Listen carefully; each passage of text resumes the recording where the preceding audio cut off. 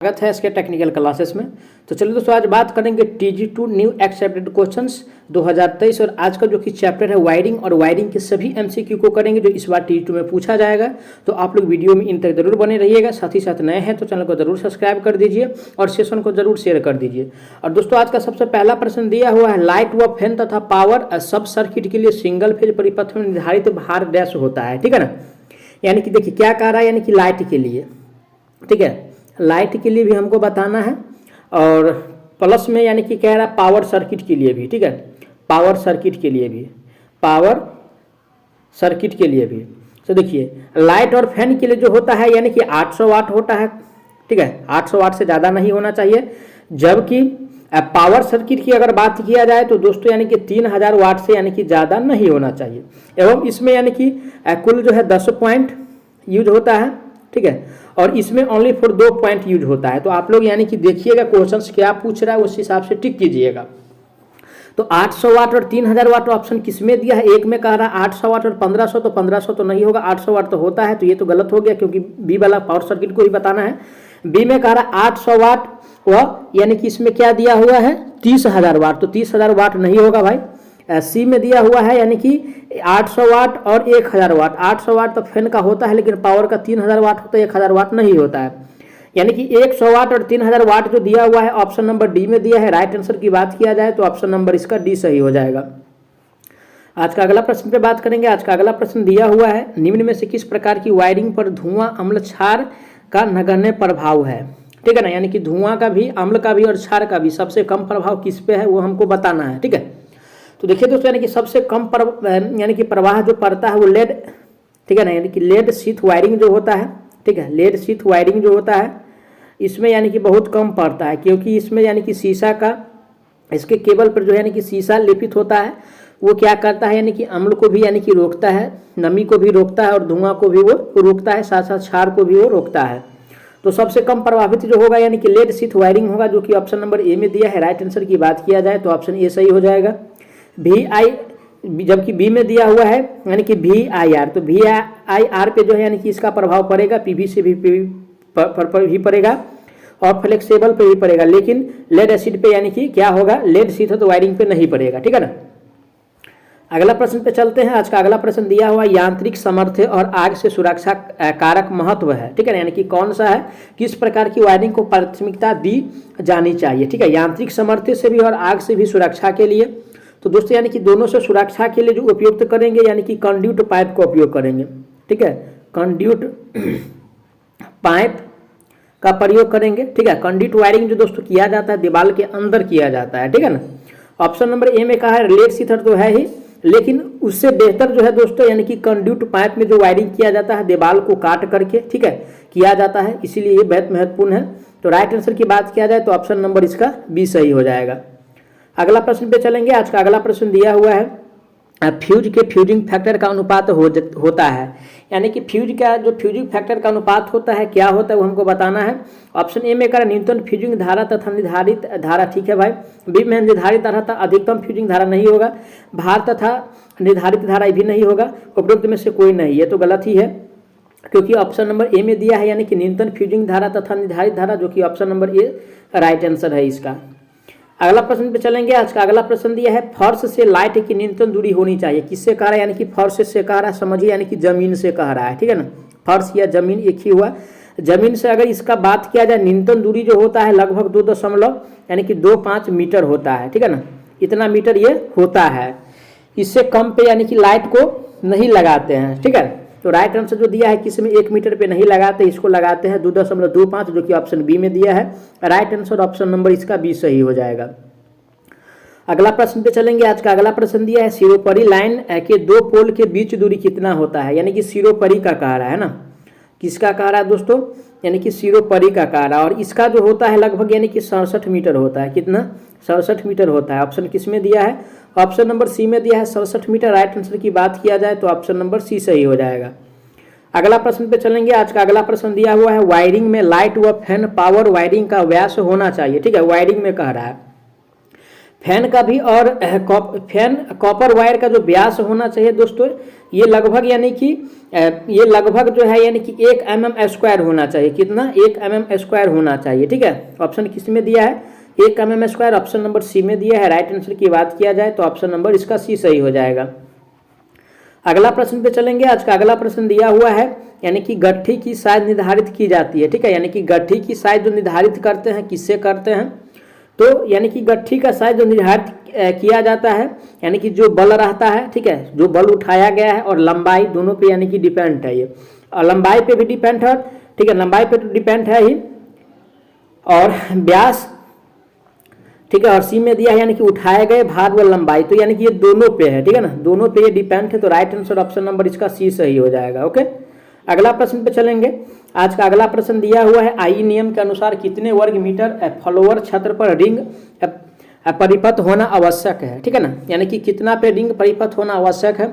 तो दोस्तों यानी कि रिंग परिपथ होना आवश्यक जो है यानी कि 100 वर्ग मीटर पे। ठीक है, 100 यानी कि वर्ग मीटर पे होना आवश्यक है, जो कि ऑप्शन नंबर ए में दिया है 100 वर्ग मीटर। राइट आंसर की बात किया जाए तो ऑप्शन नंबर इसका ए सही हो जाएगा। अगला प्रश्न पे चलेंगे। आज का अगला प्रश्न दिया हुआ है यानी कि सामान्य पीवीसी कंडक्ट की लंबाई कितनी होती है? किसका कह रहा है? यानी कि पीवीसी का कह रहा है ना।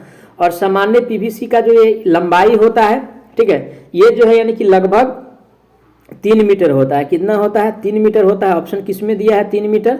ऑप्शन नंबर ए में दिया है 3 मीटर। राइट आंसर की बात किया जाए तो ऑप्शन नंबर इसका ए सही हो जाएगा। अगला प्रश्न पे चलेंगे। आज का अगला प्रश्न दिया है सामान्य पीवीसी कंडक्ट की लंबाई जो होता है यानी कि 3 मीटर होता है। सेम ही प्रश्न, इसको स्किप करके आगे बढ़ते हैं। आज का अगला प्रश्न दिया है वैद्युत उपकरणों में सप्लाई वायर की तनाव कम करने के लिए क्या लगाया जाता है? ठीक है दोस्तों, यानी कि तनाव वायर को कम करने के लिए, तनाव को जो कम करने के लिए लगाते हैं, या थी कोड की पकड़, ठीक है, या अंडर राइटर का नोट, दोनों का प्रयोग करके इसको क्या कर सकते हैं, यानी कि किसी एक का अगर प्रयोग करेंगे तो इसका तनाव क्या होगा? कम हो जाएगा, जो कि ऐसा ऑप्शन जो दिया है ऑप्शन सी में है। राइट आंसर सी सही हो जाएगा। अगला प्रश्न पे चलेंगे। आज का अगला प्रश्न दिया है एक मोटर जो 0.5 HP से 1 HP तक की है, जिसको चलाने के लिए कॉपर वायर की साइज क्या होनी चाहिए? यानी कि 0.5 HP कह रहा है, और यानी कि 1 HP, ठीक है, 1 HP तक। और इसको चलाने के लिए दोस्तों यानी कि लगभग जो है 1 mm स्क्वायर वायर से इसको यानी कि चला सकते हैं। ऑप्शन किस में दिया है? ऑप्शन सी में दिया है 1 mm स्क्वायर। तो राइट आंसर की बात किया जाए तो ऑप्शन नंबर इसका सी सही हो जाएगा। अगला प्रश्न पे चलेंगे। आज का नेक्स्ट प्रश्न है यानी कि Edison screw type lamp holder के बाहरी पेंच वाले संपर्क हमेशा से जुड़े होने चाहिए। तो दोस्तों यानी कि ये जो जुड़ा होना चाहिए आपको, यानी कि सर्किट से जुड़ा होना चाहिए। ठीक है, सर्किट के तटस्थ तार से जुड़ा होना चाहिए, जो कि ऑप्शन नंबर ए में दिया है। राइट आंसर की बात किया जाए तो ऑप्शन नंबर इसका ए सही हो जाएगा। बी में है सर्किट के शीर्ष तार से, तो शीर्ष तार से नहीं जुड़ा होना चाहिए, नहीं चरण तार से, नहीं पृथ्वी तार से। ओके, देखिए क्वेश्चंस का लेवल आप समझिए, पैटर्न समझिए कि किस हिसाब से पूछ रहा है। देखिए आप लोग में से बहुत इस क्वेश्चन को जानते होंगे, लेकिन इसका जो ऑप्शन है और क्वेश्चन से बहुत उलटफेर की तरह है ना। तो इसी देखिए एग्जाम में तो जाते, यानी कि एग्जाम तो सब देता है, लेकिन वही क्वेश्चन पैटर्न को जो समझ पाता है उसी को यानी कि मेरिट में नाम रहता है, समझे ना। इसी के लिए मैं करा रहा हूँ, आप लोग प्लीज वीडियो में इन तक जरूर बने रहिए। अगला प्रश्न पे चलते हैं। आज का अगला प्रश्न दिया हुआ है यानी कि केबल का उपयोग करते समय बिजली और नियंत्रण तारों के लिए अलग अलग बंडल का उपयोग करने की सिफारिश की जाती है। बंडलों को अलग करने का कारण है, यानी कि बंडल को जो अलग करने का मुख्य कारण है क्या है वो हमको बताना है। इसका मुख्य कारण होता है केबल को नियंत्रित करने के लिए बिजली के तारों से गर्मी के हस्तांतरण से बचने के लिए। तो राइट आंसर जो दिया है ऑप्शन नंबर ए में दिया है, करेक्ट आंसर इसका ये सही हो जाएगा। अगला प्रश्न पे चलेंगे। अगला प्रश्न है एक इंस्टॉलेशन में निरंतर परीक्षण के दौरान बर्गर ने संकेत दिया कि रीडिंग निम्न है। तो देखिए इंस्टॉलेशन की अगर बात किया जाए तो यानी कि इसका जो होता है यानी कि 1 मेगा ओम होता है। कितना होता है? 1 यानी कि मेगा ओम होता है। ऑप्शन किस में दिया है? 1 mega ohm. Option number A में दिया है। राइट आंसर की बात किया जाए तो ऑप्शन नंबर इसका ये सही हो जाएगा। बी में दिया है, बी में भी दिया है 1 मेगा ओम। तो यानी कि ये इसको ये भी यानी कि सही है, लेकिन यानी कि इसका जो ऑप्शन दिया हुआ है ये थोड़ा गलत है ना। इसको 1 मेगा, इसको यानी कि कुछ कर दीजिए, ठीक है ना, क्योंकि दोनों ऑप्शन सेम ही है, यानी कि 21 मेगा ओम कर दीजिए तो ये क्या हो जाएगा, गलत हो जाएगा, क्योंकि एक ही ऑप्शन रहना चाहिए। एग्जाम में भी कभी कभी ऐसा होता है, तो कोई एक को मार दीजिएगा तो उसमें 1 नंबर आपको मिलने वाला है, ठीक है। अगला प्रश्न दिया हुआ है, सर्किट के रेटिंग कारक के करीब अतिरिक्त करंट प्रोटेक्शन होता है। देखिए इसमें अतिरिक्त करंट प्रोटेक्शन पूछ रहा है, और अतिरिक्त करंट प्रोटेक्शन जो होता है 1.23 होता है। ऑप्शन किस में दिया हुआ है, ऑप्शन नंबर यानी कि ए में दिया हुआ है, राइट आंसर ऑप्शन इसका ए सही हो जाएगा। आज का अगला प्रश्न दिया हुआ है, यानी कि क्षैतिज रन में क्लिप के बीच की दूरी डैश से अधिक नहीं होना चाहिए, क्षैतिज रन में कह रहा है। और दोस्तों यानी कि क्षैतिज रन में यानी कि 10 सेंटीमीटर से कितना, यानी कि 10 सेंटीमीटर से, ठीक है, यानी कि ज़्यादा यानी कि अधिक नहीं होना चाहिए, जो कि ऑप्शन नंबर सी में दिया है 10 सेंटीमीटर। राइट आंसर ऑप्शन इसका सी सही हो जाएगा। अगला प्रश्न पे चलेंगे। आज का अगला प्रश्न दिया हुआ है, ऊर्ध्वाधर रन के मामले में लिंक क्लिप के बीच रखी जाने वाली न्यूनतम दूरी क्या है। ऊर्ध्वाधर रन के लिए कह रहा है, और इसका जो होता है यानी कि लगभग यानी कि 15 सेंटीमीटर होता है। कितना, 15 सेंटीमीटर। ऑप्शन किस में दिया हुआ है, ऑप्शन नंबर सी में दिया है, राइट आंसर ऑप्शन सी सही हो जाएगा। अगला प्रश्न पे चलेंगे। आज का नेक्स्ट क्वेश्चन दिया हुआ है, बहुमंजिल इमारत के लिए किस प्रकार की वायरिंग प्रयुक्त है। किसके लिए कह रहा है, बहुमंजिलीय के लिए कह रहा है। और बहुमंजिल के लिए जो प्रयुक्त होता है दोस्तों, यानी कि पेड़ की, ठीक है, पेड़ की व्यवस्था प्रकार की होता है, ठीक है, पेड़ की व्यवस्था प्रकार का होता है। ऑप्शन किस में दिया हुआ है, ऑप्शन नंबर ए में दिया है। राइट आंसर की बात किया जाए तो ऑप्शन नंबर ए सही हो जाएगा। नेक्स्ट क्वेश्चन पे चलेंगे। आज का नेक्स्ट क्वेश्चन दिया हुआ है, यानी कि फ्लैट वायरिंग के लिए किस प्रकार के केबल का प्रयोग किया जाता है, ठीक है, यानी कि फ्लैट वायरिंग के लिए कह रहा है। और फ्लैट वायरिंग के लिए जो प्रयोग करते हैं दोस्तों, यानी कि VIR केबल का प्रयोग करते हैं, VIR केबल, जो कि ऑप्शन नंबर बी में दिया है। राइट आंसर ऑप्शन इसका बी सही हो जाएगा। नेक्स्ट क्वेश्चन पे चलेंगे। नेक्स्ट क्वेश्चन दिया है, नियमित अंतराल पर डैश के अलावा क्लेट अधिक हद अधिक दूरी पर तय किया जाता है, ठीक है, यानी कि क्लेट जो होता है किससे अधिक हद पे यानी कि वो किया जाता है, जिसको यानी कि क्लिट, इसको क्लिट अधिक हद से अधिक दूरी पर तय किया जाता है। तो दोस्तों यानी कि ये जो होता है लगभग यानी कि 60 या 65 सेंटीमीटर पे ये होता है, ठीक है। ऑप्शन के हिसाब से अगर देखा जाए तो राइट आंसर जो होगा यानी कि 60 सेंटीमीटर, जो कि ऑप्शन बी में दिया है। राइट आंसर बी सही हो जाएगा, ठीक है। अगला प्रश्न पे चलेंगे। अगला प्रश्न दिया हुआ है, यानी कि नाली के तारों में इस्तेमाल होने वाले मुड़ की त्रिज्या यानी कि इनमें कम से कम नहीं होना चाहिए, ठीक है। तो यानी कि नाली के तार में जो यानी कि इस्तेमाल होता है दोस्तों, तो लगभग ये है यानी 7.5 सेंटीमीटर से यानी कि कम नहीं होना चाहिए। ए में कह रहा है 3 सेंटीमीटर, ये तो कम है, 5 सेंटीमीटर भी नहीं होगा, 6 सेंटीमीटर भी नहीं, ये जो दिया है 7.5 सेंटीमीटर डी में है। राइट आंसर ऑप्शन इसका डी सही हो जाएगा। अगला प्रश्न पे चलेंगे। आज का अगला प्रश्न दिया है, बैटन वायरिंग की सिफारिश की जाती है। कौन सा वायरिंग, बैटन वायरिंग, और इसका सिफारिश जो किया जाता है यानी कि अस्थायी वायरिंग से, ठीक है, अस्थायी वायरिंग के द्वारा, यानी कि अस्थायी वायरिंग में इसको सिफारिश किया जाता है, जो कि ऑप्शन नंबर ए में कार। अस्थायी तो अस्थायी क्लिट वायरिंग होता है, बैटन वायरिंग को यानी कि अस्थायी वायरिंग के रूप में माना जाता है, जो कि ऑप्शन बी में दिया है। राइट आंसर ऑप्शन इसका बी सही हो जाएगा।